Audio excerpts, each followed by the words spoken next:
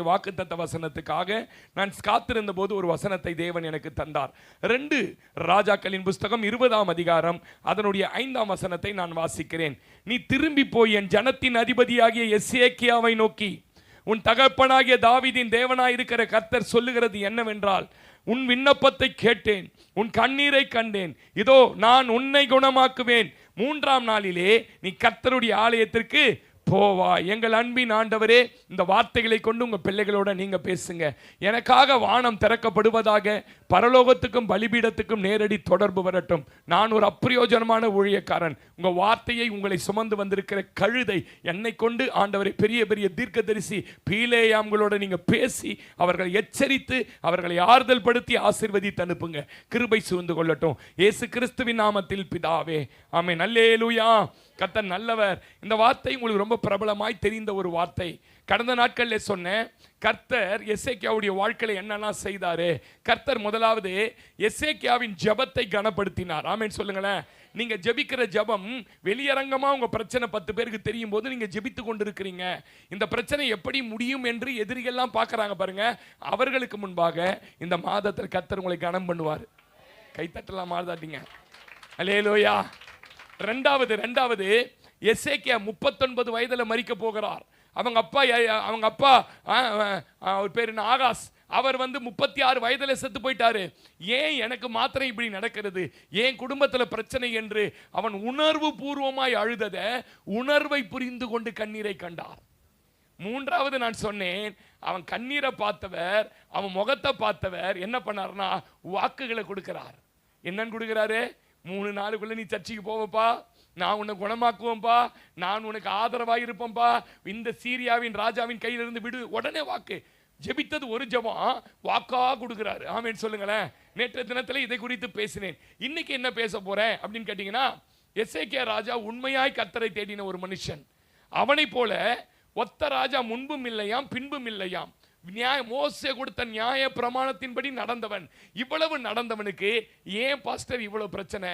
நான் எப்பொழுதும் சொல்லுவேன், உண்மையாய் கர்த்தரை தேடி வாழ்கிற தேவ பிள்ளைகளுக்கு தான் நிறைய பிரச்சனை. அவங்களுக்கு தான் ஆபத்து, அவங்களுக்கு தான் விபத்து நடக்கும், அவங்களுக்கு தான் வியாதி வரும், அவங்களுக்கு தான் மரண போராட்டம் வரும், அவங்க வாழ்க்கையில தான் சத்துரு நிறைய நெருக்குவான். தேவனை சரியா தேடாம வாழறவங்க, தேவன் மேல அன்பு இல்லாதவங்களுக்கு பிரச்சனையே கிடையாது. தேவனை ரொம்ப தேடுறவங்களுக்கு ஒரு மரண பயம் வரும், நிறைய துன்பங்கள் மாறி மாறி வரும். இன்னும் சொல்ல போனா தேவனை தேடுறவங்க வறுமையில் இருப்பாங்க, தேவனை தேடுறவங்க இழந்து போய் உட்கார்ந்துட்டு இருப்பாங்க. நான் சொல்றேன், அவங்களுக்கு நிறைய அவமானங்கள் வரும். ஆனா இத்தனையிலையும் உலகத்தார் போல நீங்கள் ஓடி போக மாட்டீர்கள், உலகத்தார் போல காணாம போக மாட்டீங்க, மரித்து போக மாட்டீங்க. கர்த்தர் உங்களுக்கு இவை எல்லாம் சாட்சியாய் மாற்றி கர்த்தர் உங்களை நிற்க வைத்து அழகு பார்ப்பான். ஆமென் சொல்லுங்க. அல்லேலூயா. இது நான் சொன்ன இது எதுவுமே ஒரு விசுவாசிய, ஒரு ஆவிக்குரியவனை, கர்த்தரை நம்பி இருக்கிற பிள்ளைகளை மேற்கொள்ளாது. மத்தேயு 7ஆம் அதிகாரத்தில் பெரும் காற்று வந்தது. வாசிங்க அந்த வசனம், 7ஆம் அதிகாரம் 24ஆம் வசனம். மத்தேயு 7:24 வாசிங்க. ஆகையால் இவைகளின்படி செய்கிறவன் எவனோ, இவன் யாருன்னு கேட்டீங்கன்னா, ஒரு சர்ச்சைக்கு ஒரு பிரசங்கத்தை கேட்டுட்டான், ஒரு சர்ச்சைக்கு தேவனுடைய வார்த்தையை கேட்டுட்டான், இல்ல பைபிளை திறந்து பைபிளை படிச்சுட்டானா அந்த வார்த்தையின்படியே செய்யற மனுஷன், கர்த்தருடைய வசனத்தின்படியே வாழ்கிற மனுஷன். அந்த மனுஷன் என்ன பண்றானா, தன்னுடைய வாழ்க்கைய ஆழமாய் விசுவாசம் என்கிற குழி போட்டு அதுக்கு மேல தன் வீட்டை கட்டுறான். அவனுக்கு ஒண்ணு தெரியும், காத்து வரப்போகுது, ஒண்ணு தெரியும், பெரும் மழை வரப்போகுது. நான் ஆழமா கட்டிட்டதுனால, நான் வசனத்தை நம்புறதுனால, அல்லது நான் தேவனை ரொம்ப பிடிச்சி அவர் ஆலயத்துக்கு உண்மையா போறதுனால வர காத்து என் வீட்டு மேல அடிக்காம இருக்காது, வர புயல் என் மேல வீட்டு மேல படாது, தண்ணி என் மேல படாதுன்னு அவன் சொல்லல. ஆமென் சொல்லுங்க. உலகத்தானுக்கு வரா மாதிரியே நான் ஆழமா தோண்டி இருக்கிறேன். வாசி மகளை தொடர்ந்து. பெருமழை சொரிந்து பெரும் வெள்ளம் வந்தது, காற்று அடித்து அந்த வீட்டின் மேல் மோதியும் அது விழவில்லை. ஏனென்றால் கண்மலை என்ற கிறிஸ்துவின் மேல் அஸ்திபாரம். கையை தட்டி சொல்லுங்க, என் அஸ்திபாரம் உலகத்தின் மேல் அல்ல, மனிதன் மேல் அல்ல, கர்த்தர் என்கிற கண்மலையின் மேல் அஸ்திபாரம். அடுத்த வசனம் சொல்லுது, வாசிங்க. கேட்டு இவனும் யாருன்னு கேட்டீங்கன்னா கிறிஸ்தவன் தான். இவனும் யாருன்னு கேட்டீங்கன்னா சர்ச்சுக்கு வந்தவன் தான். இவனும் யாருன்னு கேட்டீங்கன்னா ஜெபிக்கிறவன் தான். இவனும் யாருன்னு கேட்டீங்கன்னா பைபிள் வாசிக்கிறவன் தான். இவனும் யாருன்னு கேட்டீங்கன்னா யூடியூப்ல எப்போதும் செய்தி கேட்கிறவன் தான். ரெண்டு பேரும் ஒரே சர்ச்சுக்கு தான் வரான். ரெண்டு பேரும் ஒரே தேவனை தான் ஆராதிக்கிறான்.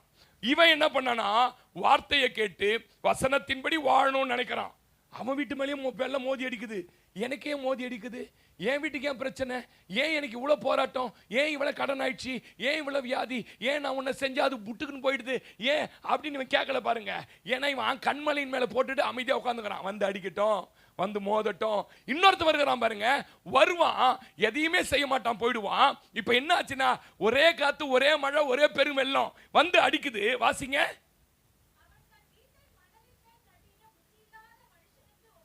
ஒப்பிடப்படுவான். பெருமழை சொரிந்தது, பெரும் வெள்ளம் வந்து காற்று அடித்து, அல்லேலூயா. பார்க்கிறதுக்கு ரெண்டு வீடுமே ஒரே மாதிரி இருந்தது பிரதர். ரெண்டு பேரும் ஒரே நேரத்தில் தான் பிரதர் கட்ட ஆரம்பிச்சான். ஆனா அவன் வீடு இன்னைக்கு இல்ல, அவன் ஆள் இன்னைக்கு இல்ல, அவன் குடும்பம் இன்னைக்கு இல்ல. கர்த்தருடைய கிருபையினால தாழ்மையா சொல்றேன், இன்றைக்கு இவ்வளவு போராட்டத்துல, இவ்வளவு பிரச்சனை, இவ்வளவு இழப்பு, இவ்வளவு கடன், இவ்வளவு வியாதி, இவ்வளவு பலவீனம், இத்தனை சத்துரு உன்னை தாக்கியும் நீ நின்று கொண்டிருக்கிறாய் என்றால் நான் சொல்றேன், நீ கண்மலையின் மேல கட்டப்பட்டு இயேசு உனக்கு அஸ்திபாரமாய் மாறிட்டாரு. ஆமென் சொல்லுங்களேன். சங்கீதம் 9:10 சங்கீதக்காரன் சொல்றான் பாருங்க, கர்த்தாவே உம்மை தேடுகிறவர்களை நீ கை விடுகிறதில்லை, ஆதலால் உமது நாமத்தை அறிந்தவர்கள் உம்மை நம்பி இருக்கிறாங்க. பிரதர், நான் நம்புறது யாரை தெரியுமா? மனிதனை அல்ல, கர்த்தரை. ஏன் நம்புறேன்? அவர் என்னை கைவிடவே மாட்டாரு. எசேக்கியா, நீ இவ்வளவு பயங்கரமா தேவனை தேடன, உண்மையா இருந்த, மோசேயின் நியாயப்பிரமாணத்தை தேடி செஞ்ச, என் விக்கிரகத்தெல்லாம் உடைச்சு போட்ட, உனக்கு ஏண்டா இவ்வளவு துன்பம் கேட்டா? அவன் சொல்லுவான், இத்தனை துன்பத்திலும் கர்த்தர் என்னை கைவிடவே இல்லை. அல்லேலூயா சொல்லுங்க. நான் நிறைய இன்ட்ரோடக்ஷன்ல போல நேத்து நிறைய பேசிட்டேன். நேரடியா தேவ செய்திக்குள்ள போறேன். நீங்க அதே 2 ராஜாக்கள் 20ஆம் அதிகாரம் 1ஆம் வசனம் வாசிங்க. 2 ராஜாக்கள் 20:1.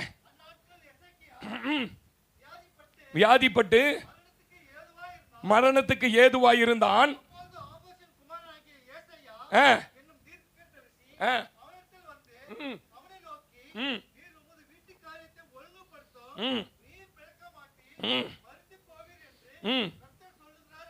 கர்த்தர் சொல்லுகிறார் என்றான். 6ஆம் வசனம் வாசிங்க பிரதர். 6 அதிலேயே ஆமென் சொல்லுங்களேன். உன் நாட்களோட 15 வருஷம். பிரதர் கவுனிங்க, இப்பதான் செய்திக்கு உள்ள வர போறேன். நல்லா கவனிங்க. பரலோகத்தில் இவன் ஜெபித்த ஜெபம் போன போது பதில் வந்தது. பரலோகத்திலிருந்து ஊழியக்காரங்கிட்ட ஒரு இன்ஸ்ட்ரக்ஷன் வந்தது, நீ என் தாசனாகிய எசேக்கியா கிட்ட போய் மரிச்சிருவான்னு சொல்லுப்பானாரு. இப்போ சொல்லிவிட்டு திரும்பும் போது அதே பரலோகத்திலிருந்து ஊழியக்காரனுக்கு பதில் வருது, போப்பா அழுவுறான்பா, நிறைய செஞ்சிருக்கிறான், அவன் 15 வருஷத்தை கூட்டுவேன்னு சொல்லுன்னு. என்ன பாஸ்டர் சொல்ல வரீங்க? உன் ஜீவனையும் உனக்கு உண்டான யாவொன்றையும் உனக்கு கர்த்தர் கொடுத்த எதையும் கர்த்தர் ஒருவர் அனுமதி இல்லாம யாரும் தொட முடியாது, யாரும் எடுக்க முடியாது. அவர்தான் உனக்கு ஜீவன், அவர்தான் உனக்கு ஆயுசு, அவர்தான் உனக்கு எல்லாம். ஆமென் சொல்லுங்களேன். எத்தனை பேருக்கு நான் பேசுறது புரியுது? பிரதர், கர்த்தர் கொடுத்த ஜீவன் பிரதர், இந்த ஜீவன் மேல சத்துருக்கு அதிகாரம் கிடையாது பிரதர். கர்த்தர் கொடுத்த மனைவி பிரதர், இந்த மனைவி மேல சத்துருக்கு அதிகாரம் கிடையாது. கர்த்தர் கொடுத்த கணவன் சிஸ்டர், அந்த கணவன் மேல சத்துருக்கு அதிகாரம் கிடையாது. கர்த்தர் கொடுத்த பிள்ளை, இந்த பிள்ளையின் மேல சத்துருக்கு அதிகாரம் கிடையாது. இப்படி சொன்னா கையை தட்டுவீங்க. கர்த்தர் கொடுத்த ஆசீர்வாதம், அந்த ஆசீர்வாதத்தின் மேல சத்துருக்கு அதிகாரம் கிடையாது. கர்த்தர் கொடுத்திருக்கிற வேலை, இந்த வேலையின் மேல சத்துருக்கு அதிகாரம் கிடையாது. கர்த்தர் கொடுத்த தொழில், இதன் மேல சத்துருக்கு அதிகாரம் கிடையாது. சொல்லுங்க ஆமென். அல்லேலூயா. சாக போறேன்னு சொன்னாரு, திரும்ப சொல்றாரு 5 வருஷம் கூட்டிட்டேன். நடுவுல நோ மீடியேட்டர், நோ புரோக்கர், நடுவுல பிசாசு கிடையாது, எதுவும் கிடையாது. ஏன்? கர்த்தர் ஒரு வார்த்தை சொன்னா அதுக்கு முன்ன யாரும் நிக்க முடியாது. ஆமெனே சொல்ல மாட்டீங்க. அல்லேலூயா. நம்முடைய ஜீவனும் தேவனால் நமக்கு கொடுக்கப்பட்டு இருக்கிற எதன் மீது சத்துருவுக்கு அதிகாரம் கிடையாது என்பதை முதல்ல உங்க ஆழமான விசுவாச அந்த வாழ்க்கைக்குள்ள கொண்டு வாங்க. யோவான் 10:10 சொல்றாரு, நானே ஜீவன், உங்களுக்கு கொடுத்த ஜீவன் பூரணப்படவும் அந்த ஜீவன் அதிகரிக்கவும் என்னால செய்ய முடியும். அவர் தான் சிஸ்டர் ஜீவன் கொடுத்தாரு. அந்த ஜீவன் கவனிங்க, பரிபூரணம் அடைய செய்வார். அப்படின்னா என்ன பாஸ்டர்? உன் வாழ்க்கை முழுமை அடையும். ஒரு தம்பியை பார்த்தா சினிமா நடிகர் மாதிரியா இருந்தான். அந்த அந்த அந்த விஜயா பேங்க் பக்கத்தில் நடிகர் மாதிரியா இருக்கிறான். எனக்கு அப்படியே உள்ளெல்லாம் துடிச்சு போச்சு. 26 வயசு பையன் வாழ வேண்டியவன் செத்துட்டான். நான் சொல்றேன் பிரதர் சிஸ்டர், நீங்களும் நான் யார் தெரியுமா? கர்த்தருடைய கரத்துக்குள்ளாக இருக்கிறவங்க. ஒருவரும் என் கரத்துல இருந்து உன்னை பெருக்க முடியாதுன்னு கர்த்தர் சொல்றாரு. அவர் சொல்றாரு, உனக்கு ஜீவன் தந்தது நான், அந்த ஜீவனை என்ன பண்ணுவேன்னு கேட்டா பரிபூரணம் அடைய செய்வேன். சொல்ல மாட்டீங்க நீங்க ஆமேனே. அல்லேலூயா. ஏன் பாஸ்டர் எனக்குள்ள இப்படி ஒரு மகிமை? ஏன் பாஸ்டர் என்னால சத்துருவால தொட முடியாதுன்னா, யோவான் 1:4 நீங்க வாசி பாருங்க. அவருக்குள்ள ஜீவன் இருந்தது, அந்த ஜீவன் இப்போ உனக்குள்ள ஒளியா மாறிடுச்சு. பிரதர் சொல்லுங்க, நான் பேசுறது நீங்க புரியணும் உங்களுக்கு. அவருக்குள்ள ஜீவன் இருக்குது. அவர்தான் கொல்லவும், அவர்தான் உயிர்ப்பிக்க முடியும். அவர்தான் பாதாளத்தின் வாசலின் திறவுகோலை வைத்திருக்கிறார். அவர்தான் பரலோகத்தின் திறவுகோலை வைத்திருக்கிறார். அவர்தான் உலகத்திற்கு ஒளி. இப்ப அந்த ஒளி என்ன ஆச்சுன்னு கேட்டீங்கன்னா, உங்களுக்குள்ள வந்துருச்சு. உங்களுக்குள்ள ஒளி வந்துட்டதுனால நீங்க அதே 5ஆம் வசனம் வாசிங்கன்னா, வாசிங்க. அந்த ஒளி தான் இருள்ல இருந்த வாழ்க்கையை பிரகாசிக்க பண்ணினது. இருளானது அதை என்ன பண்ணல?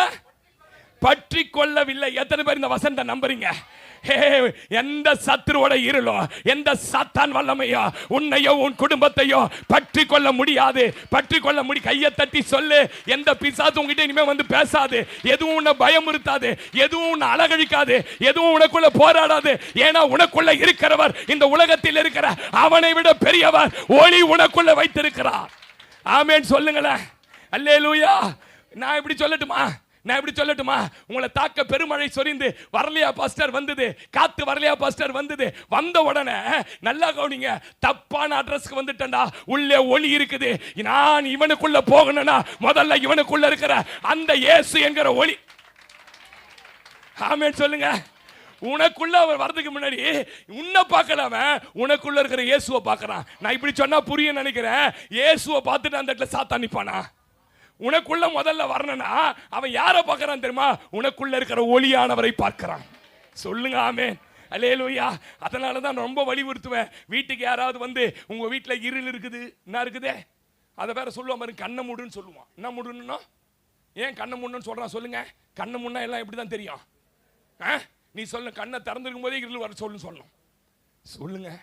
நம்ம ஆளுங்களை வந்து பயமுறுத்ததுக்கு வேற ஒண்ணுமே பண்ண வேணாங்க. உங்க வீட்டில் இருளுக்குதுன்னு சொல்லிட்டு வந்தாலே கதை முடிஞ்சு போச்சு. நம்ம ஆளுக்கு தெரியல. உங்களுக்கு 2 கிலோ இறங்கிடும் ஆளு. Fan சுகரா brother? சுகர்லாம் இல்லை பாஸ்டர், இருளுன்னு. உங்க வீட்டுக்குள்ள யாராவது வந்து இருள் இருக்குதுன்னு சொல்றானா? உங்க வீட்டுக்குள்ள வந்து உனக்கு பிசாசு இருக்குதுன்னு சொல்றானா? உனக்கு வந்து செத்துருவ பிரதர் நீ இந்த இவ்வளவு குறிப்பிட்ட காலத்துக்கு, இல்லைன்னா நீ தொடங்கி இருக்கிற வியாபாரம் நஷ்டமாயிடும், நீ வேலை செஞ்சுங்கிறிய இந்த வேலை உன்னை விட்டு போயிடும். இப்படி யாராவது உங்க வீட்டுக்குள்ள இருள் இருக்குது, பேய் இருக்குது, உனக்கு பில்லி சூனியம் வச்சுட்டு இருக்கிறான் பிரதர், சொந்தக்காரனை வச்சுட்டு இருக்கிறான் பிரதர், இப்படி யாராவது சொன்னானா நல்லா கவனிங்க. உனக்கு நேரம் சரியா இல்லை அப்படின்னு சொன்னானா, நீங்க ஒண்ணு பண்ணுங்க. எனக்குள்ள முதல்ல இயேசு இருக்கிறார், அது எல்லாம் அவரை தொட்டுட்டு எனக்குள்ள வரட்டும். சொல்லுங்க. இப்படி ஒரு விசுவாசி பேச கத்துக்கணும். நான் ஒளியின் பிள்ளையா, எனக்குள்ள இயேசு இருக்கிறார், அவன் அனுப்புனது அவரை தொட்ட பிறகுதான் எனக்கு வரும். சொல்லுங்க ஆமென் சொல்லுங்க. அல்லேலூயா. இந்த நாள்ல இதை செய்யாத, அதை செய்யாத, இதை செய்யாதன்னு பாருங்க. இன்னைக்கு புதன் பொண்ணு கட்சாலினா கிடைக்காது, புதன் கிடைக்காது. கிழக்கு பார்த்து செய்ய, மேற்கு பார்த்து சொல்லினா நல்லா கவனிங்க. அவன் கள்ள தீர்க்கதரிசி, கள்ள ஊழியன்.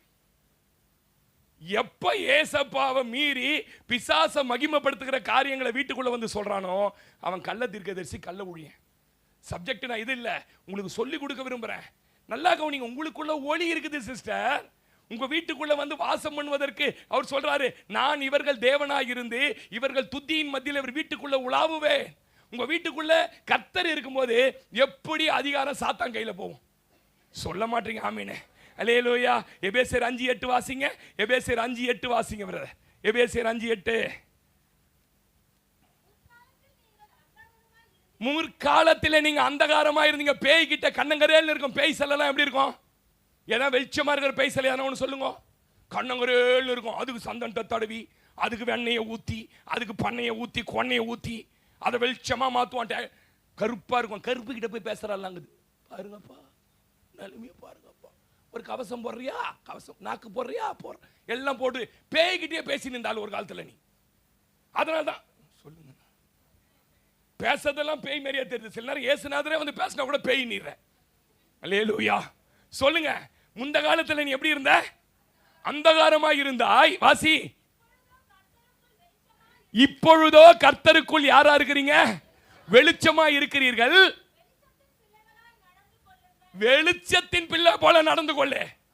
சும்மா போனவன் வந்தேன் வெள்ளை சட்டை போட்டவன் பாஸ்டர் வீட்டுக்குள்ள ஏற்றி விட்டுட்டு வந்த உடனே இருள் இருக்குது. நான் பார்க்கும்போது பிரகாசமா இருந்தீங்க. ஆமா, மெர்சிடிஸ் பென்ஸ் கார்ல போய் நின்றார் முன்னாடி. இப்ப பாவம் சைக்கிள் போய் நிற்கிறார். ஏற்கனவே சைக்கிள் தாண்டாந்து தான் வீட்டுல. சொன்ன உடனே நம்ம ஆளுங்களுக்கு பேய். இன்னைக்கு நான் சொல்றேன், உங்க வீட்டுக்குள்ள வந்து பேய் இருக்குது, பிசாசு இருக்குது, மந்திரம் இருக்குது, அது இருக்குது, உங்க வீடு இருளா இருக்குதுன்னு சொன்னானா முதல்ல அவன் யாருன்னு பாருங்க. அவனோட ஜீவியம் என்ன, அவன் சாட்சி என்ன, அவன் குடும்பம் நடத்துற விதம் என்ன, அவன் மனைவி பிள்ளை சாட்சியா இருக்குதா, அவனோட பிள்ளைங்க ரட்சிக்கப்பட்டு இருக்கிறாங்களா, அந்த ஆள் செய்யற ஊழியம் தகுதியார், இதெல்லாம் ஒரு விசுவாசி பார்க்கணும். நேற்று கூட ஒரு வீட்டில் சொல்லியிருந்தேன், ஊரு புறா ஏமாத்தி பிரார்த்தனம் பண்ணிட்டு இங்க இந்த பலிபீடத்தில் நின்று பேசலாம், ஆனா ஒரு வார்த்தை கூட விசுவாசி வாழ்க்கையை மாத்தாது. ஒரு குடும்பம் கூட ஆசீர்வதிக்கப்படாது. ஒரு ஆளு கூட அந்த சபையில மாத்தம் நீங்க பார்த்திருக்க முடியாது. இயேசுவின் நாமத்துல தாழ்மையா சொல்றேன் சகோதரியே, உன் வாழ்க்கையில இருள் இருக்குன்னு சொன்னா ஒருபோதும் அது மேல ஆளுகை செய்ய அப்பா அதிகாரம் கொடுக்க மாட்டார். ஆமென் சொல்லுங்க. ஆராய்ஞ்சு பார்க்கணும் ஒரு சாட்சி எப்படி இருக்குதுன்னு சொல்லிட்டு. அதனால வரவங்க போறவங்க எல்லாரையும் நீங்க என்ன பண்ணக்கூடாது. இப்படி சொல்றேன் உங்களுக்கு நானு, உங்க வாழ்க்கையில கர்த்தர் உன்னை இப்படி கொடுத்திருந்தாருன்னா அவர் கொடுத்ததை எவனாலும் எடுக்க முடியாதுங்க. எசேக்கியாவுக்கு ஆயுசை கொடுத்தவர் கர்த்தர். அவரே தான் ஜீவனை எடுப்பண்ணார், அவரே தான் கொடுப்பன்றார். அல்லேலூயா. எத்தனை பேருக்கு புரியுது? ஈசாக்கு அந்த தேசத்துல விதை விதைச்சான். யாருமே விதை விதைக்கல தம்பி, எல்லாரும் பார்க்கறான். இப்ப ஈசாக்குனுடைய நிலம் பயிர் வருது, அவன் களை புடுங்குறான், எல்லாத்தையும் எடுக்கிறான், நாத்தை மாத்தி நட்டுறான். ஊர்ல இருக்கிறவன் சும்மா இருப்பான்னு நினைச்சிருப்பீங்களா? ஈசாக்கு நம்மள மாதிரி அந்த வாயை பிறந்து அந்த பழமா போட்டு வச்சிருந்திருப்பான் கண்ணு படாம இருக்கிறதுக்கு.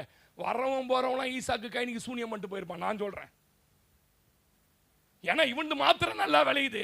ஆனா கர்த்தர் அந்த வருஷத்துல அவனை ஆசீர்வதித்ததனால் நான் சொல்றேமா, உன் தொழில உன் வியாபாரத்தை ஆமென் சொல்லிடுங்களேன். தோண்டனா பாஸ்டர் மூடலியா? மூடனா. தோண்டனா பாஸ்டர் திரும்ப மூடனா. சத்துரு மூடுவான், சத்துரு அழிக்க நினைப்பான், ஆனா உன் வளர்ச்சி யாராலையும் தடுக்க முடியாதுன்றதை நான் இன்னைக்கு தீர்க்க தரிசனமா ஆமென் சொல்ல மாட்டீங்களே. கர்த்தர் உனக்கு ஒரு தொழில் கொடுத்திருப்பாருன்னா, கர்த்தர் உனக்கு ஒரு வேலை கொடுத்திருப்பாருன்னா, உனக்கு எதிராக பல பேர் எழும்புவான். ஆபீஸ்ல பல பேர் உன் தொழிலை நஷ்டப்படுத்த எழும்புவான். நல்லா புரிஞ்சுக்கங்க, உன்னை யாராலையும் தடுக்க முடியாது. ஏன்னா உனக்கு அதை கர்த்தர் கொடுத்திருப்பாரானால் கர்த்தரே அதை அல்லேலூயா ஆமென் சொல்லுங்களேன். ஆமென். அப்ப நல்லா கவனிங்க, உங்க வாழ்க்கையில இந்த மரணம் வரப்போகுது, பேய் உனக்குள்ள இருக்குது உங்க வீட்டில். இதெல்லாம் நீங்க வந்து நெகட்டிவா பேசுறவங்க காதுல வார்த்தையே வாங்கக்கூடாது. ஒரு விசுவாசி நான் இப்படி சொல்லட்டுமா, ஏசுநாதர் உங்க வீட்டுக்குள்ள வந்து அப்படி பேசுவாரா? ஏசு உங்க வீட்டில் வந்து அனிதா சிஸ்டர் சொல்லுவாரா சூனியம் வச்சுட்டு உங்க சித்தப்பா வந்து போனாரு வச்சிட்டாருன்னு? அந்த தம்பி செத்துட்டான், லாசரு செத்துட்டான். இந்த மார்த்தாள் ஓடி வந்தா பாருங்க, ஓடி வந்து சொல்லுது, ஐயோ என் தம்பி செத்துட்டானே, நீங்க இருந்தா சார் அம்மா உயிரோட. அவனா உயிரோட வரமாட்டான். எல்லாரும் அவன் நெகட்டிவா பேச ஆரம்பிச்ச அடுத்த செகண்ட் இயேசுவை நீங்க நல்லா கவனிச்சு பாத்தீங்கன்னா அவன் என்ன பேசுறான்றதை காதுல கூட வாங்கலவர். மார்த்தாளுடைய வார்த்தைய ஒரு கணக்கே இயேசு எடுத்துக்கலங்க. மரியாள் வந்து விழுறா, ஆண்டவரே எங்க வைத்திருந்தோன்னு கூட்டிட்டு போறா, இவ கூட்டிட்டு போல. நான் இப்படி சொன்னா உங்களுக்கு புரிய நினைக்கிறேன். இந்த நெகட்டிவா பேசுறவங்க வார்த்தையை நீங்க காதுல வாங்கினாங்களே உங்க விசுவாச வாழ்க்கை அவுட். இல்லையா சொல்லுங்க. மார்த்தாள் கதறா, கடைசியில் இவர் என் பேச்சே மதிக்க மாற்றாருன்னு தெரிஞ்ச உடனேதான் ஓடி போய் அங்க ஒரு பொய். என்ன பொய்ய? உன்னை ஆண்டவர் அழைக்கிறார், கூப்பிட்டாரா? நீ போய் உன் தங்கச்சி கூட்டுவான்னு சொன்னாரா? இந்த பொய் நல்லா கவனிங்க சிஸ்டர், நான் பேசுறது உங்களுக்கு புரியணும். சும்மா பொய்யை கையில் எடுத்துக்கிட்டு வரவன், பொய்யான காரியத்தை எடுத்து வீட்டுக்குள்ள வரவன்லாம் பாஸ்டர் ஊழிய உங்களுக்கு தெரிஞ்ச நாள் பாஸ்டர் கிட்ட போங்க வேணான்னு சொல்லலை நான். சும்மா எப்போ பாரு பேயை பற்றி பேச, அக்கினி அக்கினி அக்கினி அக்கினி. என்ன அக்கினி? வெங்காய அக்கினி. உன் வீட்டில் இருக்குது அக்கினி. நான் சொல்லு, உன் வீட்டில் இருக்குதா உன் தான் ஆமேன்னு சொல்லுங்க. அல்லேலூயா. நெகட்டிவாக பேசுகிறான். மார்த்தாள் பக்கம் கூட முகத்தை திருப்பல, ஆனால் ஒருத்தர் வந்து காலில் விழுந்தபோது கண்ணீர் விட்டுட்டாரு. அவருக்கு பிரச்சனை தெரியும் பிரதர், என்ன போராட்டம் தெரியும் பிரதர், நீ மட்டும் அழல. நான் இப்படி சொல்றேன், இயேசுநாதர் உனக்காக அழுகிறார். ஆமென் சொல்லுங்க. அல்லேலூயா. எவ்வளவு பேசி இயேசு காதுலயே வாங்கல பாருங்க. நான் இப்படி சொல்றேன், இயேசு ஒருவருக்குள் ஒளியா இருந்தா நெகட்டிவா பேசவே முடியாது. எத்தனை பேர் நம்புறீங்க? நெகட்டிவா பேசவே முடியாது சிஸ்டர். உங்களுக்கு இப்படி ஆயிடும் அப்படி ஆயிடும், இந்த நந்தர போது அது எங்களுக்கு தெரியுமா? கிராமத்தில் அக்கா வந்திருக்காங்க தெரியும். எத்தனையோ வீடுகளில் கிராமத்தை பற்றி உங்களுக்கு தெரியும், பயங்கர மரண போராட்டம். ஒரு வீட்டுக்குள்ளே போய் உங்களுக்கு நேரம் சரியில்லை நாங்கள் சொன்னதே கிடையாது. எங்களுக்கு தெரியும் அவங்க பிரச்சனை என்னான்னு. அந்த ரங்கத்தில் இங்கே போராடி உபவாசம் போட்டு நானும் மனைவி கை கோத்து ஜெபம் பண்ணுவோம், அங்கே விடுதலை ஆகும். உங்களை சொல்லி பயமுத்துற பாஸ்டா நான், எனக்கு வெளிப்பாடு இருக்குதுன்னு சொல்லுங்க. இயேசுகிட்ட உங்களுடைய ரகசியத்தை சொல்லித்தரேன். ஓடி வந்து சொல்றான், எவிரனுடைய வேலைக்காரன் ஒருத்தன் வந்து, உன்னுடைய மகள் என்ன ஆயிட்டா, மரிச்சு போயிட்டா, போதகரை நீர் வருத்தப்படுத்த வேணாம். உடனே பார்த்து இயேசுநாதர் உச்சிக்குழி, கொஞ்சம் முன்னாடி வந்துருக்கூடாதா, நீ நேத்தெல்லாம் இந்த வீட்டில் தானே இருந்த, இன்னும் நீ இவ்வளோ லேட்டா வந்து பார், வாழ வேண்டிய பொண்ணை சாகடிச்சிட்டியப்பா, இன்னும் எவரு புத்தி இல்லை, ஒரு ஜபாலய தலைவர் இப்படி சொன்னாரா? திரும்பி பார்த்து என்ன சொன்னாரு? பயப்படாதப்பா, உன் பொண்ணு உயிரோடு இருக்குதுப்பா, விசுவாசம் உள்ளவனா இருப்பா. இதுதான் இயேசு சொல்லுவாரு. உன் வீட்டில் மரணமே வரப்போதுன்னா கூட இயேசு உனக்குள் இருப்பாரானால் நீ சொல்லுவ. அவங்க ஒரு ஆஸ்பத்திரிக்கு போய் ஒரு ஆளு பார்த்து நிக்கிற, டியூப் ஏறுது, ஐசியூல வச்சிட்டானா, உங்களுக்குள்ள இயேசு இருந்தா எப்படி பேசுவீங்க தெரியுமா? எப்படி பேசுவீங்க தெரியுமா? கர்த்தாவே ஸ்தோத்திரம், நீர் குணமாக்கி விட்டீர், புதன்கிழமை அன்னைக்கு அவன் வீட்டுக்கு போறதை நான் பார்க்கறேன் ஆண்டவரே, படுக்கை எடுத்து இப்படி விசுவாசமா ஜெபம் பண்ணுவோம். சில ஆளுக்குது அப்படியே 4 பேர் பார்க்கும்போது தாபா பாவ தான் ஜெபம் பண்ணிட்டு வெளில வந்து இப்படி சொல்லும் பாருங்க, இன்னும் எப்படி இருக்கிறாரு, 3 நாள்ல தாங்காது போயிடும். ஜெபம் எப்படியே நல்லா கவனிங்க. இயேசு உங்களுக்குள்ள இருந்தார்னா, சாக போற ஒருத்தனை பார்த்து நீங்க உயிரோடு இருப்பீங்கன்னு சொன்னா உயிரோடு சொல்லுங்க. ஆமேன்னு சொல்ல மாட்டீங்க. என்ன நிலையை டெஸ்ட் பண்ணுங்க. பாஸ்டர் சொல்லி கொடுத்தாரு, இந்த மாதிரி போய் நான் ஜெபம் பண்ணேன், நீ நல்லா வாழ்வ, நல்லா இருப்ப, நீ நல்லா போவக்கா, நான் பார்க்கறேங்கான்னு சொல்லி பாருங்க. அது நடக்கலைன்னா என்ன வந்து கேளுங்க. ஏன்? உனக்குள்ள ஒளி இருக்கிறது, அந்த ஒளி உனக்குள்ள ஜீவனா இருக்கிறது. கர்த்தர் உனக்குள்ள ஆமேனே சொல்ல மாட்டீங்க. அல்லேலூயா. நான் சொல்லுவேன், நீங்க பேசுவது அடுத்தவருக்கு ஜீவனை தரணும், நீங்க பேசுவது அடுத்தவருக்கு நம்பிக்கையை தரணும், நீங்க பேசுவது விசுவாசத்தை அதிகரிக்கணும், உடைத்து போட்டு விடக்கூடாது. ஒரு வீட்டுக்குள்ள போய் அல்லது ஒரு ஆளுக்குள்ள போய் இதை ஆரம்பிச்சிட்டேன், சேராட்டா வாங்கிட்டேன், இந்த ஊர் போறா 100 சேராட்டாங்கிறான், ஆட 3 மாசத்துக்கு இத்து மூடுவாண்டா, இப்படி சொல்றதுக்கு நம்மள வச்சிருக்கிறாரு. பிரதர் ஊரு புறா பஞ்சம், ஊரு புறா சார், நீ ஓட்டு பிரதர் பொழைப்ப. நேற்று ஒருத்தர் ஃபோன் பண்ணார், ஒரு இவாஞ்சலிஸ்ட் ஃபோன் பண்ணாரு, நல்ல மகிமையா ஊழியம் செஞ்சாரு, நம்பிக்கை டிவியில் இருந்தாரு, அப்புறம் அவர் முடியலன்னு வந்துட்டாரு. என்ன பண்றீங்கன்னா ஆட்டோ ஓட்டுறேன்னாரு. எனக்கு ரொம்ப வேதனையா போயிடுச்சு. என்ன பிரதர் ஆட்டோ ஓட்டுறேன்னு சொல்றீங்க? தாம்பரத்துல இருந்து ஃபோன் பண்ணாரு, நிறைய பயன்படுத்தி இருக்கிறாரு. அப்போ என்ன பிரதர் ஆட்டோ ஓட்டுறீங்க? இல்ல பாஸ்டர், ஆட்டோ ஓட்டும் போது நான் செஞ்ச ஊழியம் இப்ப செய்யல பாஸ்டர். அதனால அப்பா கிட்ட கேட்டேன், என்ன செய்யணும்னு.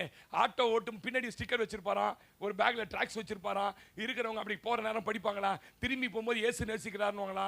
என்ன இவ்வளவு நீங்க வண்டி பூரா ஸ்டிக்கர்னா, நான் எப்படி ரட்சிக்கப்பட்ட ரவுடியா இருந்துன்ற சாட்சியை சொல்லுவேன். இப்படி ஒரு நாளைக்கு 15 பேருக்கு காஸ்பல் சொல்லியிருந்தேன் பாஸ்டர். இப்ப அதெல்லாம் நின்று போச்சு, என்ன பண்றேன்னு கேட்டு இருந்தேன் பாஸ்டர். கேட்டு இருந்தா ஆண்டவர் சொன்னாரு, ஆதி அன்பை விட்டு விட்டா என்று உன் பேரில குறை வந்துச்சு. இன்னும் ஆண்டவரே ஆதி அன்பு பழையபடி ஆட்டோ போ. ஆண்டவரே ஒண்ணுமே இல்லாம உட்காந்துருக்கிற ஆட்டோ நான் தருவேன்டா, ஆட்டோ நான் உனக்கு தருவேன்டா. ஒரு நாள் காலையில யாரோ ஒருத்தர் ஃபோன் பண்றாங்களா, ஃபோன் பண்ணி இங்க வாங்க, நீங்க வாங்க அப்படின்னு கூப்பிட்டாங்களா. கூப்பிட்டு நேரா பஜாஜ் ஷோரூம் போய் ஒரு ஆட்டோ எடுத்துக்கிட்டு ஆண்டவர் கொடுக்க சொன்னார் சொல்லிட்டு போயினேன்ட்டாங்க. நான் நிஜத்தை சொல்றேன், வேணா ஃபோன் போட்டு தரேன் பேசுங்க. வந்தாங்க, யாருனாங்க, போயினே இருந்தாங்க பாஸ்டர், வண்டி எடுத்து கொடுத்து போயிட்டாங்க. நான் என்ன தெரியுமா சொல்ல வரேன், நீ பேசுகிற ஒரு வார்த்தையும் கட்டப்படணும், நீ செய்கிற ஒவ்வொரு செயலும் அடுத்தவர்களை வாழ வைக்கணும். ஏன்? உனக்குள்ள கர்த்தர் ஜீவனை தந்திருக்கிறார். ஆமேனே சொல்ல மாட்டீங்க. அல்லேலூயா. நம்பிக்கை விசுவாசம் அதிகரிக்கணும், உடைச்சு போட்டுற கூடாது. சாத்தான் தந்திரமா இருளின் மனிதர்களை கொண்டு உங்ககிட்ட பேசுவதற்கு துளி கூட இடம் கொடுக்க கூடாது, துளி கூட இடம் கொடுக்க கூடாது. அந்த மாதிரி இருள் மனிதரோட பேச ஆரம்பிச்சதனால தான் ஏவாள் குடும்பம் விழுந்து போச்சு. ஒரே ஒரு விஷ விதையை உள்ள போட்டு போயிடுவான் சிஸ்டர். ரொம்பலாம் பேச மாட்டேன் பிரதர், அப்படி வந்து நின்று இப்படி பார்ப்பான், பார்த்துட்டு பரிதாபமா இருக்கு உங்களை பார்க்க, நான் சொன்னா பயந்துருவீங்க வேணாம் அப்படின்ட்டு போயிடுவான். முடிஞ்சு போச்சு உன் கதை. அன்னைக்கு பேதியாவ ஆரம்பிச்சது தான், வேற ஒண்ணுமே பேச மாட்டான். உள்ள வந்து பரிதாபமா இருக்கு உன் குடும்பத்தை பார்க்கவே, அதுல இடுப்புல கை வச்சுப்பான்.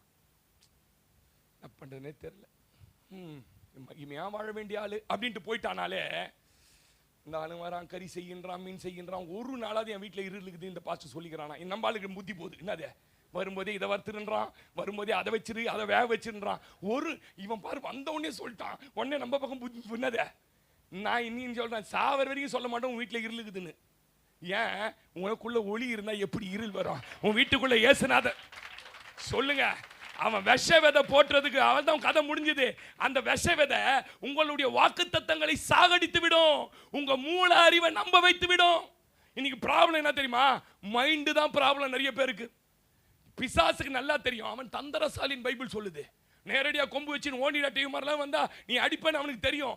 அவன் யார் அனுப்புவான்னு கேட்டா, விஷ விதை கொண்ட இருளின் மனிதர்கள் அனுப்பி உன் மைண்டை குழப்பி விட்டுறான். பல பேருக்கு மைண்டில் தான் பிசாசு. பக்கத்து வீட்டில் ஒரு சின்ன கட்டுவிரியாம் பாம்பு, இவ்வளவுதான் கட்டுவிரியாம் பாம்பு வந்துச்சு.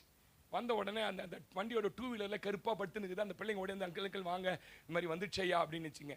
நான் போய் குச்சி எடுத்து போய் கட்டுவிரியாம் பாம்பு அடிச்சுட்டு வந்துட்டேன். கேட்டாலும் கேட்கட்டும், கட்டுவிரியாம் பாம்பு அடிச்சிட்டாங்க. என்ன பாம்பு ஆனாங்க? கட்டுவிரியா அடிச்சுட்டு ஒன்றும் இல்லை. இது அம்மா எங்க இருக்குது? நான் என்ன தேட்டா போய் போந்துல? இல்ல இல்ல சொல்லுங்களேன். இல்ல என்ன சொல்ல புரியுதா நான் பேசுறது?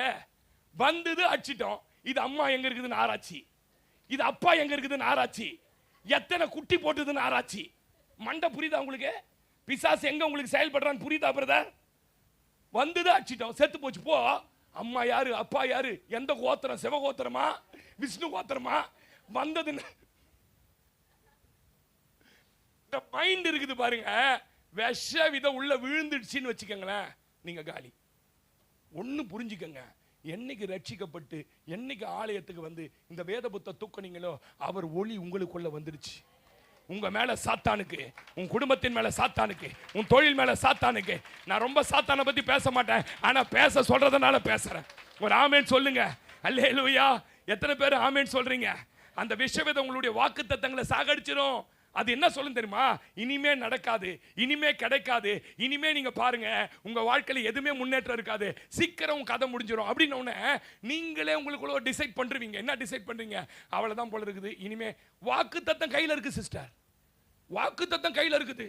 ஒரு உற்பத்தி காலத்திட்டத்திலே நான் உன்னிடத்துல வருவேன், நீ ஒரு குமாரனை அணைத்துக் கொண்டிருப்பாய். ஆனா உள்ள மனசு என்ன சொல்லுது? 90 ஆயிடுச்சு எனக்கு. பேசிடுவான் விஷவித. உடனே என்ன பண்ணுவா தெரியுமா? நீ அந்த அடிமை பெண்ணோட சேர்ந்து ஒரு பிள்ளையை பெற்றுக்கொள்ளும். இந்த விஷவிதம் உன்னை தவறா டைவர்ட் பண்ணிடும். முடிவு என்ன தெரியுமா? ஒரு பொல்லாத சந்ததி உனக்குள்ள வந்து தோண்டிடும். நீ எவ்வளவு தெரியுமா? 300 கோடி பேர் இந்த சாராளுடைய தவறானதுனால 300 கோடி பேர் இஸ்ரேல் ஒரு தேசம் இருக்கக்கூடாது, அழிச்சிடுவோன்னு சொல்லி இருக்கிறான். உன்னுடைய வாழ்க்கையில விஷ விதைகள் உள்ளே வந்தால் கர்த்தருக்கு பிரியம் இல்லாதது பயங்கரமா வெளியே வந்து அது உன்னை அழிக்க பார்க்கும். நான் ஆவிக்குரிய ரகசியத்தை ஸ்ட்ராங்கா பேசுறேன். இந்த விஷ விதை, என்ன விஷ விதை? என்னால முடியாது. 85ல மலை நாட்டை கூடுன்றான். அவனுக்கு என்ன வயசு? 35ஆவது. என்ன முடியாதுன்ற கிழவ மாதிரியே. என்ன உனக்கு வயசு? 27 வயசுல இங்க வலிக்குது, கொங்க வலிக்குது, அங்க வலிக்குது. 47 ஆவல, அதுக்குள்ள மொத்தமும் 85ல சொல்றான் மலை நாட்டை தாரோம். இப்ப சமீபத்தில் ஒரு வீடியோ பார்த்த பாருங்க. அந்த ஊர்ல 100 வயசுக்கு யாருமே சாவறது இல்லையா. 100 இயர்ஸ்க்கு அப்புறம் தான் எல்லா கல்ற தோட்டத்துக்கு போய் பார்த்தாலும் 117, 122, 130. இப்போ பிரதர் முதல்ல கவனிங்க, எனக்குள்ள ஜீவன் இருக்கிறது, அந்த ஜீவன் பூரணப்படதான் நான் வந்தேன்றாரு. ஆமேனே சொல்ல மாட்டீங்களே?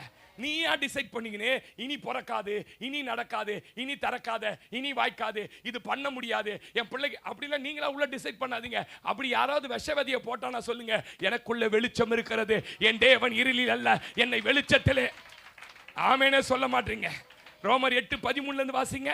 ரோமர் 8:13 இருந்து வாசிங்கன்னா அங்க ரொம்ப அழகா சொல்லுது, மாம்சத்தின்படி பிழைத்தால் நீங்கள் சாவீர்கள், ஆவியினாலே சரீரத்தின் செய்கைகளை. அல்லேலூயா. என்ன பாருங்க பிரதர், நான் கொஞ்சம் ஆழமா சிலது பேசுறேன் கவனிங்க. நீங்க மாம்சத்தின்படி பிழைக்க ஆரம்பிச்சீங்கன்னா என்ன அர்த்தம் பாஸ்டர்? மனுஷன் எதில் உருவாக்கப்பட்டான் தெரியுமா? மண்ணுல தான் உருவாக்கப்பட்டான் இல்லையா? பிசாசுக்கு எது பிசாசுக்கு ரொம்ப பிடிக்கும் தெரியுமா? நீ உயிரோடு இருக்கமானாலெல்லாம் உன் வயிற்றால் நகர்ந்து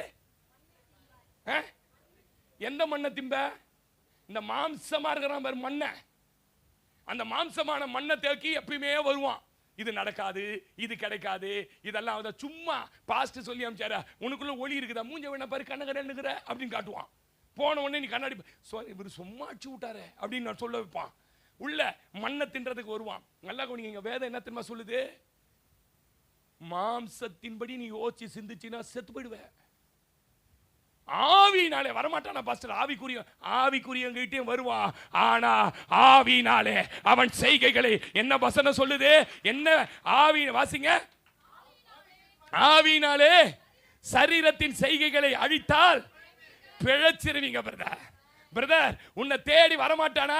மண்ணா இருந்தா உன்னை தேடி வருவான். நீ மாம்சத்தன்மையை யோசிச்சினா உன்னை சாப்பிட ஆரம்பிச்சிருவான், நக்க ஆரம்பிச்சிருவான். கொஞ்சம் கொஞ்சமா நக்கி நக்கி நக்கி நக்கி எல்லாம் வந்துடும். நீ என்ன பண்ணணும் தெரியுமா?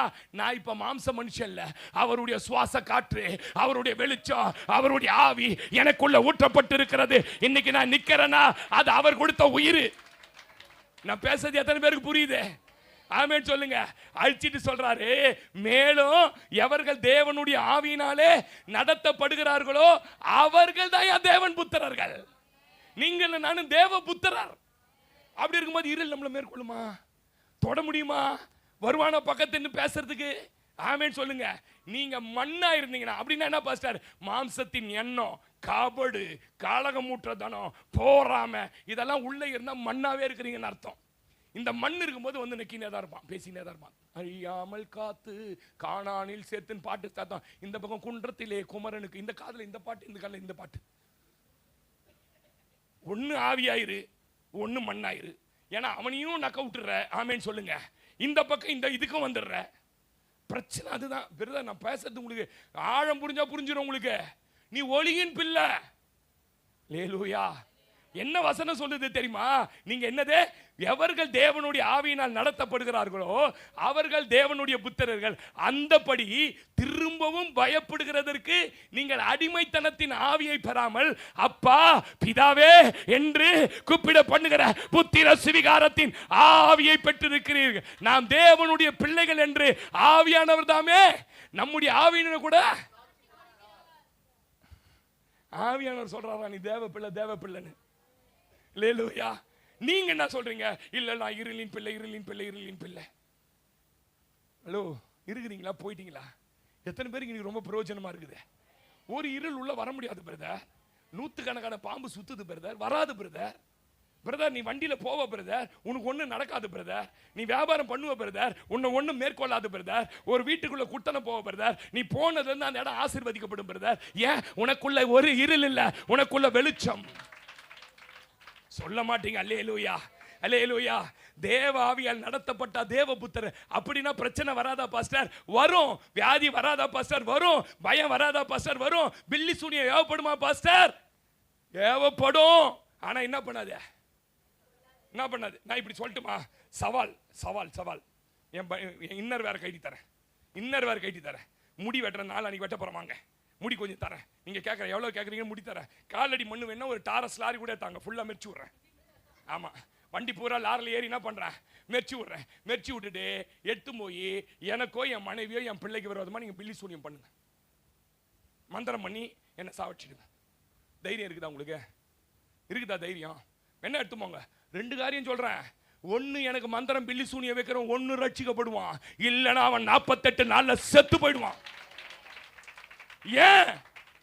நான் வனாந்தரத்தில் இருந்தபோது நரிகள் ஊடையிடுகிற அவாந்தரத்தில் இருந்தபோது கர்த்தர் என்னை கண்டுபிடித்தார். நான் யாக்கோபு. நான் யாக்கோபாய் வனாந்தரத்தில் இருந்தபோது போராடி மேற்கொண்டு இன்றைக்கு இஸ்ரவேலாய் ஆசீர்வதிக்கப்பட்டிருக்கிறேன். நான் இஸ்ரவேல். எனக்கு விரோதமாய் எந்த இருளோ, எந்த அந்தகார வல்லமையோ, எந்த மந்திரமோ, எந்த சக்திகளோ என்னையோ, என் குடும்பத்தையோ, என் பிள்ளைகளையோ மேற்கொள்ள முடியாது. எத்தனை பேர் நம்புறீங்க? எத்தனை பேர் நம்புறீங்க இந்த வார்த்தையை? ஆமென் சொல்லுங்க. கடந்த வாரம் ஒரு வீடியோ பார்த்தேன், ஆச்சரியமா இருந்தது சிஸ்டர். இப்ப இருக்கிற எதிர்கட்சி தலைவர் ஐயா, இப்ப இருக்கிற முதலமைச்சர் வரக்கூடாதுன்னு 33,000 கோடி ரூபாய் மீடியாவுக்கும் டிவிக்கும் செலவு பண்ணாராம். எவ்வளோ? மீடியாக்கள் மூலமா இப்ப இருக்கிற ஆட்சியாளர் மேல அவதூறு ஃபைல், 7வது குற்றவியல் ஃபைல் போடுறேன், அது 33,000 கோடி ரூபாய் மீடியா கொடுத்துருக்கிறார் டிவிங்களுக்கும். நான் சொன்ன பாருங்க, அட பைத்தியக்காரா பழனிசாமி, வெறும் 1 லட்சம் ரூபாய் அந்த கேரளாக்கு எத்துமா என்ன பண்ணிருக்கலாம்? 33,000 கோடி எவ்வளோ? என்கிட்ட 1 கோடி கூட ஆப்பிரிக்கா கிட்ட போய் என்ன பண்ணிருப்பேன்? பவர்ஃபுல் மந்திரத்தை வச்சு ஐயா ஸ்டாலின் என்ன பண்ணிருப்பேன்?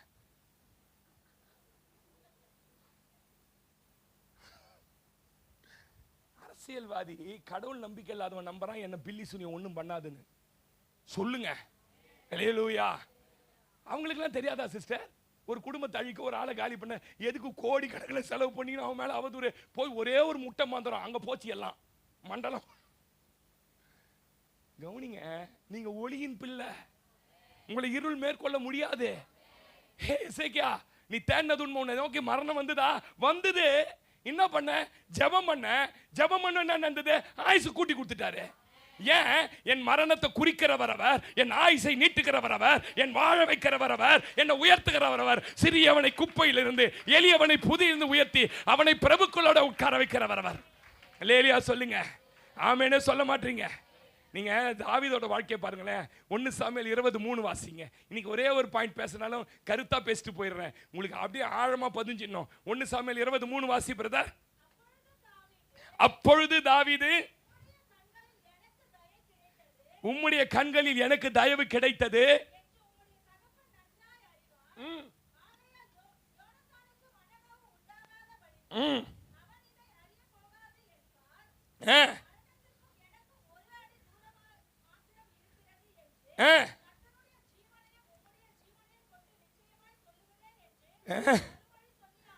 ஐயா தாவீதே, உனக்கு மரணம் எவ்வளவு தூரத்தில் இருந்தது தாவீதே? எனக்கும் மரணத்துக்கும் ஒரு அடி தான் தூரம். எவ்வளவு தூரம்? ஒரு அடின்னு எவ்வளவு ராஜன்? அதான் ஒரு அடி. இவ்வளவு கிட்ட வந்து மரணம் நிக்குதான். அப்படின்னா என்ன பாஸ்டர்? ஆவிக்குரிய அத்தனை நம்முடைய வாழ்க்கையில வருகிற போராட்டம், பிரச்சனைக்கு அடையாளம், நம்முடைய வாழ்க்கையில வரக்கூடிய சத்துருவுடைய அந்த ஆயுதங்களுக்கு அடையாளம். அது வரும், வந்து ஒரு அடியில நிற்கும், உள்ள வர முடியாது. நான் பேசுறது புரியல உங்களுக்கு? ஒரு அடி வடிக்கும், இப்படி நீ எட்டி பார்த்தா கிட்ட இருக்கிற வரைக்கும் வரும். ஏண்டா இவ்வளவு தூரம் வந்திய மரணம்? தாவீதை நீ மேற்கொள்ள வேண்டியதானே? தாவீதுக்குள்ள போய் தாவீதை நீ சாவடிச்சிட வேண்டியதானே? இல்ல, அவனுக்குள்ள ஒரு வெளிச்சம் இருக்கு. அவன் துதிக்கிறான், அவன் அபிஷேகம் பெற்றவன், அவன் மேல தலையில எண்ணெயை ஊத்தி வச்சிருக்கிற, அவன் மேல என்னன்னே தெரியல. என்னால் அந்த மரணத்தின் ஆவி உள்ள கையை நல்லா தட்டி இன்னைக்கு கத்தரும் கூட தீவாராஷே. எத்தனை பேர் நம்புறீங்க இத? ஆமேனே சொல்ல மாட்டீங்க. ஒரு அடி பிரதர், வர பிரச்சனை ஒரு அடி, அதெல்லாம் ஒரு அடியில நிற்கும். ஆனா உன்னை மேற்கொள்ளாது தாவீதே. ஏன் தெரியுமா? என் அபிஷேக எண்ணெய் உன் தலைமையில இருக்கு. நீ என்னால் தெரிந்து கொள்ளப்பட்டவன், என் வெளிச்சத்தை உனக்குள்ள வச்சிருக்கிறேன். ஆமேன் சொல்லுங்க. அதனால எந்த சூழ்நிலை வந்தாலும், ஒருத்தர் சொன்னார் பாருங்க, சாட்சி சொன்னார் பாருங்க, 4 நாளா கொரோனா பெட்ல இருந்தாராம். இந்த பக்கம் வந்து படுத்தவங்க மொத்த பேரும் சாவறானா, இந்த பக்கம் வந்து படுக்கிற மொத்த பேர் என்ன பண்றானா, சாவறானா. அவன் சாவறதை பார்த்து இவருக்கு பயமா, மேல பார்த்தா பரலோகம் வந்துருதான்.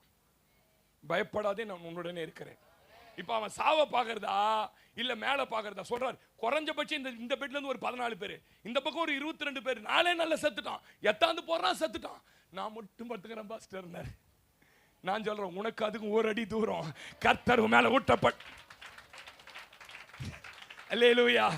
எத்தனை பேர் நம்புறீங்க? சங்கீதம் 41 சங்கீதம் வாசி பாருங்க, அவன் நிலைமை எப்படி ஆயிடுச்சுன்னு பாருங்க. 41 சங்கீதம் 5ஆம் வசனம் வாசி மகளே. அவன் எப்போது சாவான், அவனுடைய பேர் எப்போது அழியும் என்று சத்துருக்கள் எனக்கு விரோதமாய் சொல்லுகிறார்கள். பிரதர் என்னாச்சு தெரியுமா? கவனிங்க. பயங்கரமான வியாதி வந்துச்சு, மரண வியாதி வந்துச்சு. யாருக்கு? தாவீதுக்கு. பெட்டில் படுத்திருக்கிறான், வைத்தியர்லாம் கைவிட்டாங்க. இப்போ எல்லாரும் வெளியில இருக்கிறவன் என்ன பண்றான்? எப்ப இவன் சாவான், ராஜஸ்தானம் காலியாவும், வேற யாராவது ஏத்தலான்னு வெளில இருந்து பாக்குறான்.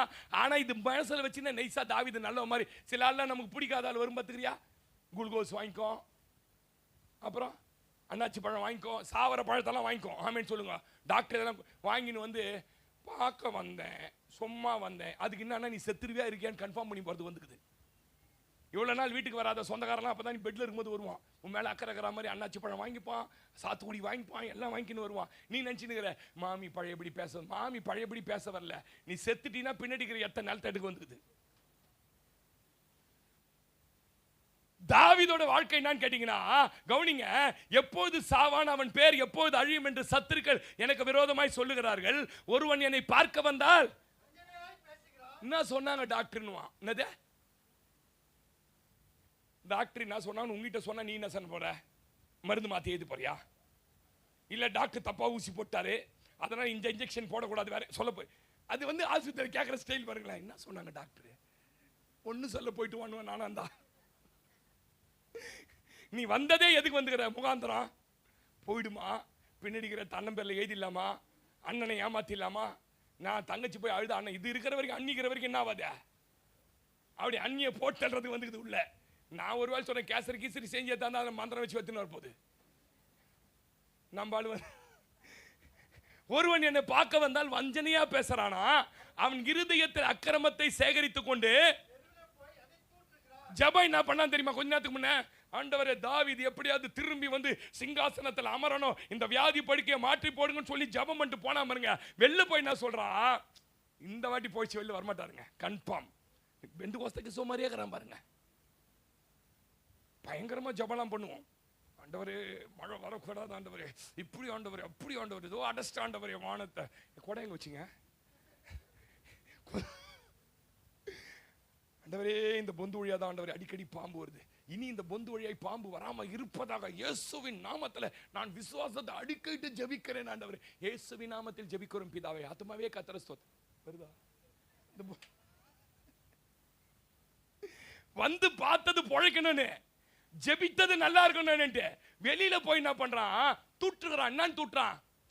தேர மாட்டாருங்க அவரு. அப்புறம் வாசிப்பத முணுமுணுத்து பொல்லாங்கு நினைத்து தீராத வியாதி அவனை பிடிச்சிச்சுப்பா. படுக்கையில கிடக்கிற அவன் இனி எழுந்திருப்பதில்லை என்று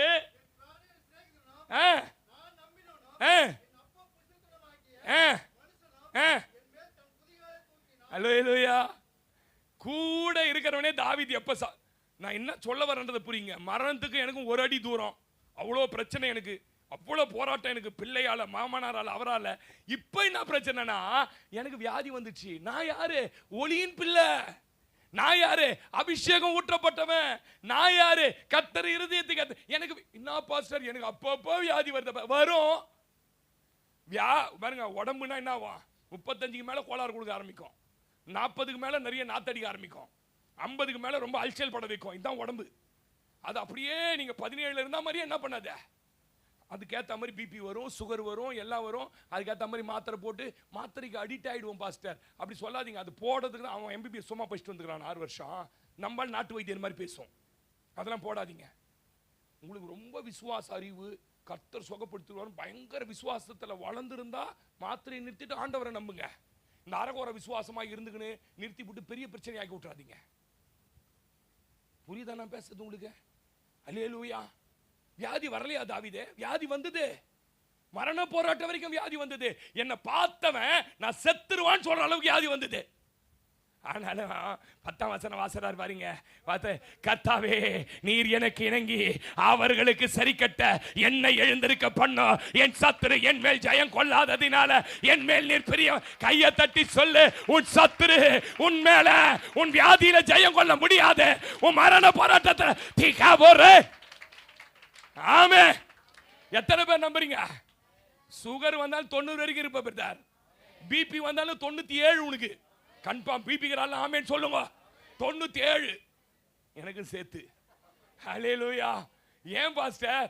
ஏன் மேல அது ஜெயம் கொள்ளாது, நான் தான் அது மேல ஜெயம் கொள்ளுவேன். தாவீதே, மரணத்துக்கும் உனக்கும் ஒரு அடிடா. தாவீதே, நீ சாகர அளவுக்கு வியாதியில கிடந்த, என்னடா ஆச்சு? முதிர் வயது வரைக்கும் நல்ல மகிமையாய் நல்ல ஐஸ்வர்யமாய் இந்த பூமியில என் அப்பா என்ன வச்சிருந்தாரு. ஆமெனே சொல்ல மாட்டீங்க. அல்லேலூயா. சத்ரு வியாதியில அல்லது அகால மரணம் மூலம் உங்களை எடுக்க கர்த்தர் விட மாட்டாரு. எத்தனை பேர் நம்புறீங்க? ஏன்? கர்த்தர் கொடுத்த கணவன், கர்த்தர் கொடுத்த மனைவி, உனக்கு கொடுத்திருக்கிற பிள்ளைங்க கர்த்தர் கொடுத்த பிள்ளை. என்ன பாச்சு உன் பிள்ளைக்கு? சிறு வயது முதல் தள்ளி தள்ளி விட்டுறான் என் பிள்ளைய. சிறு வயது முதல் என் பையன் தண்ணிலேயே தீய விழுந்துடுறான். தண்ணிலேயே தீய விழ வச்சவன் ஏன்பா சாவடிக்க முடியல? நான் இயேசு என்கிற ஒருவரை நம்புகிறேன், நான் இயேசு என்கிற ஒருவரை ஆராதிக்கிறேன். அவனால தள்ள முடியும், என் பிள்ளைய கொல்ல முடியாது. ஆமென் சொல்லுங்களேன். அல்லேலூயா. ஆச்சு பாருங்க. மார்க் 9:22-23 தோல்ல கை போட்டு கேட்கிறாரு, என்ன ஆச்சுப்பா உன் பிள்ளைக்கு? அப்பப்ப கீழே வர்றான் பாஸ்டர். ஏன் விழறான்? அல்லேலூயா. சொல்லவே மாட்டீங்க. வியாதியில மரணத்துல தாவீது பாருங்க, தீர்க்கதரிசியா இருந்து தன் ஆயுசை முடிச்சான்னு பைபிள் சொல்லுது. கர்த்தருக்கு அவனுடைய காலத்துல ஊழியம் செய்து முடித்தானா. பிரதர், உன் மேல ஒரு தீர்க்கதரிசன அபிஷேகம் இருக்கு. சிஸ்டர், உன் ஊழியம் செய்யற அபிஷேகம் இருக்குது. உன்னை எப்படி சத்துரு தொட முடியும்னு நினைக்கிறீங்க? என்னை எங்கிருந்து தூக்குனாங்க தெரியுமா? அனிதா சிஸ்டருக்கு தெரியும். ஒரு காரே எவ்வளவு பெருசு இருக்கும், சின்னதா ஒரு ஹுண்டாய் காரு. அந்த காருனுடைய ஃப்ரண்ட் டயருக்கு அடியில் பார்த்தீங்கன்னா சஸ்பென்ஷன் இருக்கும். உங்களுக்கு தெரியும், அரிக்கு தெரியும். அதில் போய் என் மூஞ்சி சொருவி நிற்குது, என் தலை சொருவி நிற்குது. அது உள்ளேருந்து என்னை இழுத்து வெளில எடுத்துன்னு வந்தாங்க. 3 நேர ஊழியத்துக்கு நான் வர்றதுக்கு ஒரு 2 மாதத்துக்கு முன்னாடி போராட்டம், அவ்வளோ போராட்டம் பிசாசு என்கிட்ட. நான் வரப்போறேன்னு ஒன்று சாகடிக்கலையே, சாகடிக்க முடியலையே. எத்தனை பேர் நான் விசுவாசிக்கிறீங்க? இன்னைக்கு 1ஆம் தேதி வாக்குத்தத்த ஆராதனை கர்த்தர் யாரோட பேசுறாரு. ஒருவேளை நீ மரண பயத்துல நான் செத்து போயிடுவனோ, இல்லை என் பிள்ளைகளுக்கு ஏதாவது ஆயிடுமோ, என் எதிர்காலம் ஏதாவது ஆயிடுமோ, நான் செய்யற தொழில் ஏதாவது நஷ்டம் அடைஞ்சிருவனோ, ஒருவேளை என் வீட்டுல ஏதோ ஒண்ணு நடக்குது மாதிரி இருக்குது பாஸ்டர்னா உன்னோட தான் கர்த்தர் பேசுறாரு. எசேக்கியாவுக்கு ஜீவனை கொடுக்க எனக்கு முடியும், ஜீவனை எடுக்க எனக்கு. ஆமென் சொல்லுங்க.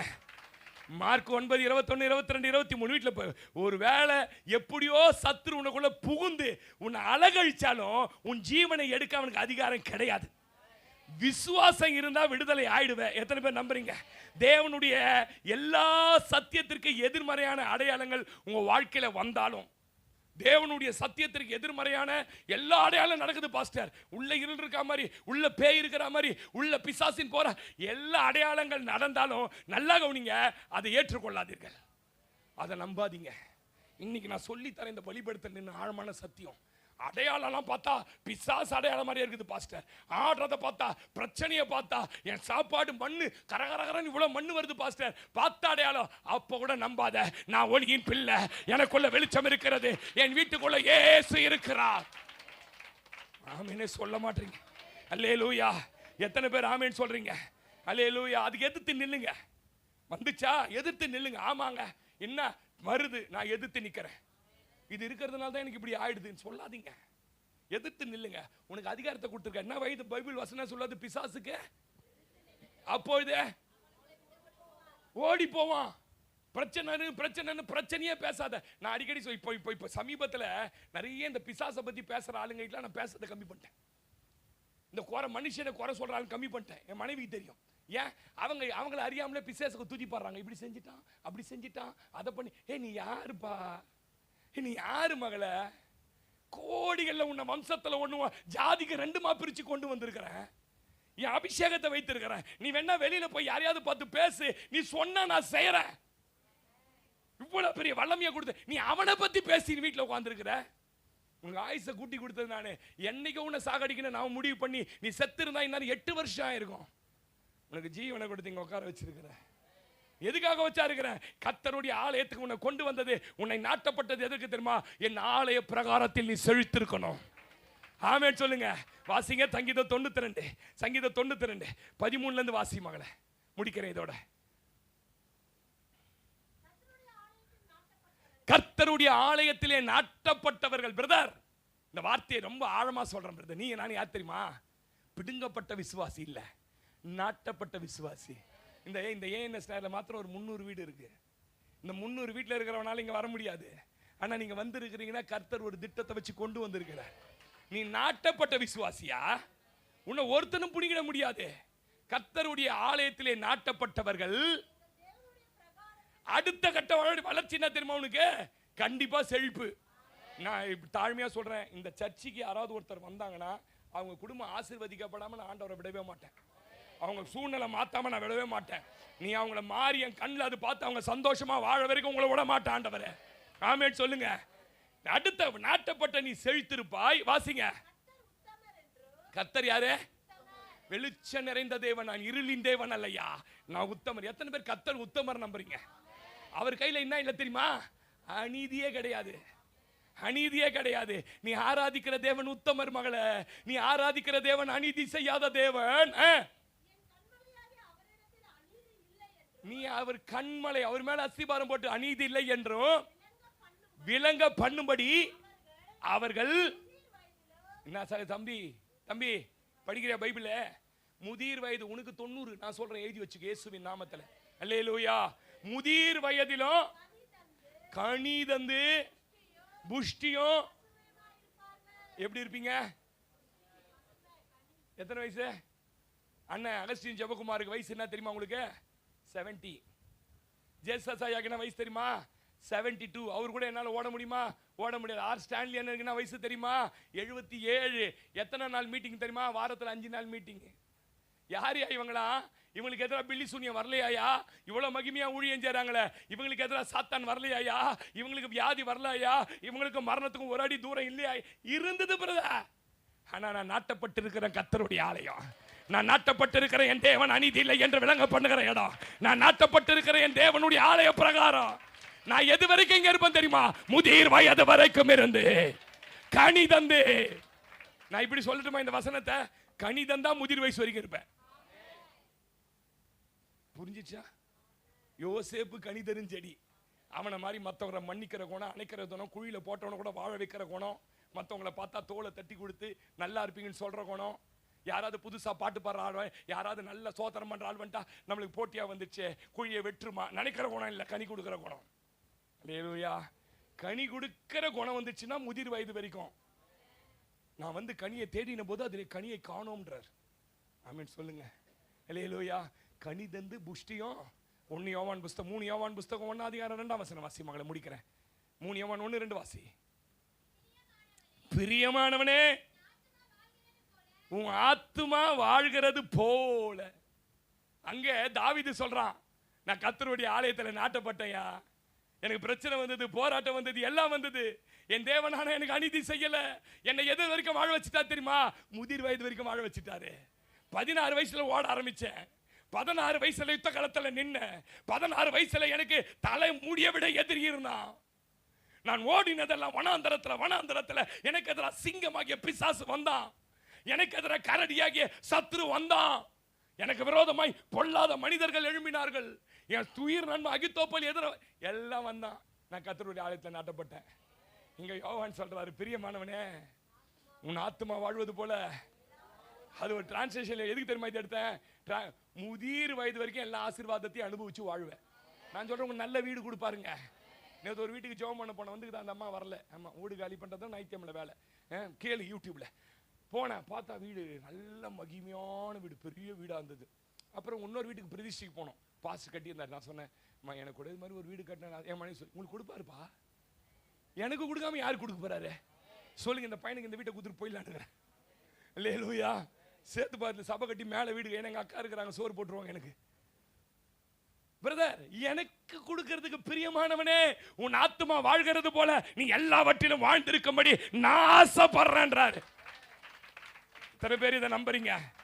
நீயும் கர்த்தர் உனக்கு கொடுத்த பிள்ளைங்களை ரொம்ப ஆசீர்வாதமா இருப்பீங்க. இன்னைக்கு அவன் வேலை தேடி அலையலாம், இன்னைக்கு அவன் பொண்ணு தேடி அலையலாம். பொண்ணுனா அந்த பொண்ணு இல்ல, அலைன்ஸ் பொண்ணு சொல்றேன். அவன் இன்னைக்கு எதுக்கும் அலையிற மாதிரி இருக்கலாம். நான் சொல்லட்டுமா? அல்லேலூயா. அழியாமல் காத்து கானானில் சேர்த்து உன் துதி சொல்ல வைப்பீர். சொல்லுங்களேன்.